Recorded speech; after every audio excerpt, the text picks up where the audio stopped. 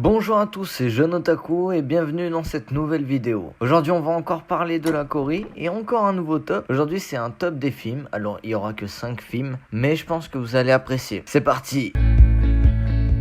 On commence avec le premier film, Dernier train pour Busan. Alors vous avez peut-être déjà vu les films que je vais vous citer, mais au cas où, on ne sait jamais. C'est un film dans le genre horreur, donc soyez prêts si vous aimez pas le genre. Bon, essayez quand même, on sait jamais. Ce film peut vous plaire. Un chauffeur de camion est arrêté sur une petite route par des hommes portant des tenues de protection contre les risques biologiques. Il désinfecte son véhicule avant de le laisser passer. Peu après, il percute une chevrette qui, bien que morte, se relève. Seok-woo, un courtier en bourse, vit à Séoul avec sa fille Sohan. Mais il est peu attentionné envers elle. Il ne va pas à une fête à l'école où elle doit chanter. Il lui offre un cadeau pour son anniversaire qu'il lui avait déjà offert auparavant pour la journée des enfants. Sohan lui dit alors qu'elle veut aller voir sa mère à Busan dès le lendemain. Donc le lendemain, ils embarquent dans le Korea Train Express, un train rapide qui doit les amener de Séoul à Busan. Juste avant le départ, une jeune fille qui semble malade réussit à monter dans le train. Et alors que le train quitte la gare, celle-ci est envahie par un groupe d'individus qui attaquent le chef de... Donc avec la bande-annonce, avec le petit synopsis que je viens de vous dire, avec mon goût personnel, j'espère que vous allez aimer. Le train ne peut pas aller plus loin.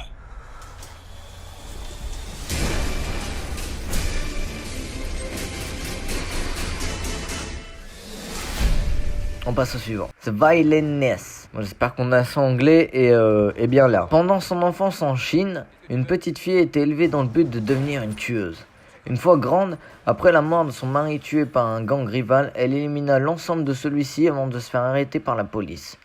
Un chef de service des renseignements sud-coréens l'engage comme agent dormant. Que vous voulez savoir ce que c'est un agent dormant? Agent dormant ou en sommeil dans le domaine du renseignement est un agent provisoire et délibérément inactif. Cet état vise généralement à contrer les mesures de détection adverse contre espionnage et se nomme familièrement une taupe. Ce qui lui offre une seconde chance en devenant tueuse pour le gouvernement. Elle arrive en Corée du Sud sous une nouvelle identité en tant qu'actrice de théâtre et enchaîne alors les missions. Mariée de nouveau, mère d'une petite fille, son passé va soudainement ressurgir dans sa vie. Donc j'espère que vous aimez bien les trucs un peu action comme ça, entre policiers, tueurs à gages, et ça vous fait plaisir. Qui est la cible?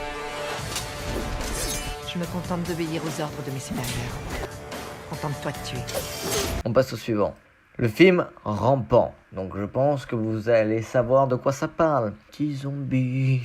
En pleine période Joseon, Yi-chung, prince renommé pour sa maîtrise à l'épée, est pris en otage par la dynastie Qing. Son frère aîné, Lee Young, réussit à le ramener après 10 ans d'absence, mais à son retour, il découvre que le pays est attaqué par des monstres nocturnes, aka des zombies dans le bendo.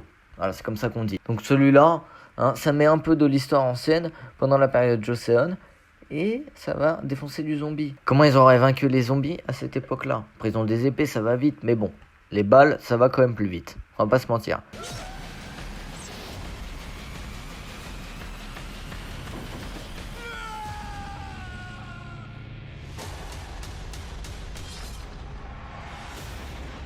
Au suivant.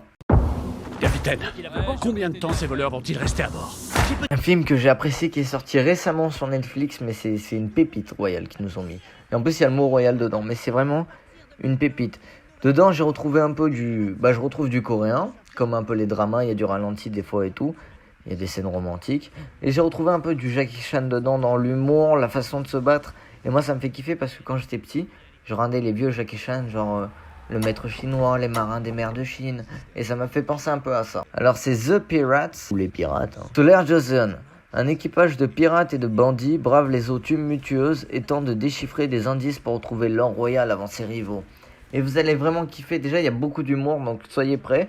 Il y a un peu de fantastique, bon faut pas s'attendre, des fois, s'ils volent c'est normal, voilà, je l'ai dit, désolé. Mais vous allez, des pépites. Voilà, vous pouvez en commentaire, vous pouvez me dire ce que vous en avez pensé, mais pour moi c'est une masterclass de l'année 2022. J'ai vraiment surkiffé, j'ai rigolé du début à la fin et j'apprécie du début à la fin. Moi il dure 2h07 par contre. Voilà, petite précision, soyez prêts. Alors il y a vraiment un trésor? Nous on est des vrais pirates. Le danger on adore ça. En avant! On dit peut y aller, en avant! Allons chercher notre trésor!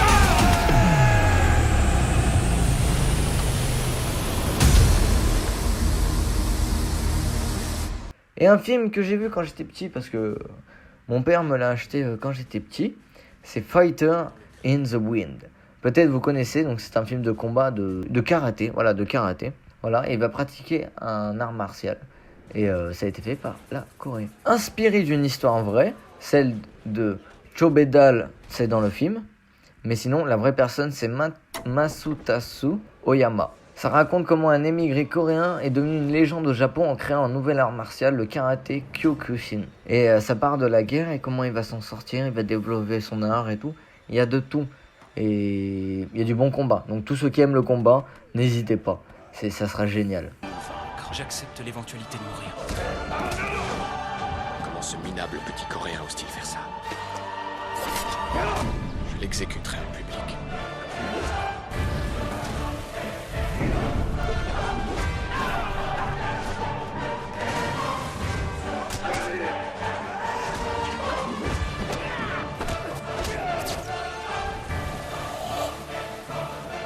Le karaté qu'il pratique, ce n'est pas un art martial.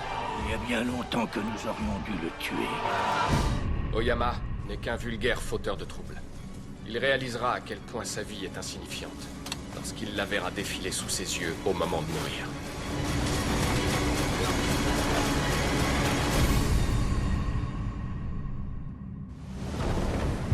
Voilà, donc j'espère que cette petite vidéo vous a plu. En tout cas, moi ça me fait plaisir de vous partager des films que j'aime bien, de la culture coréenne.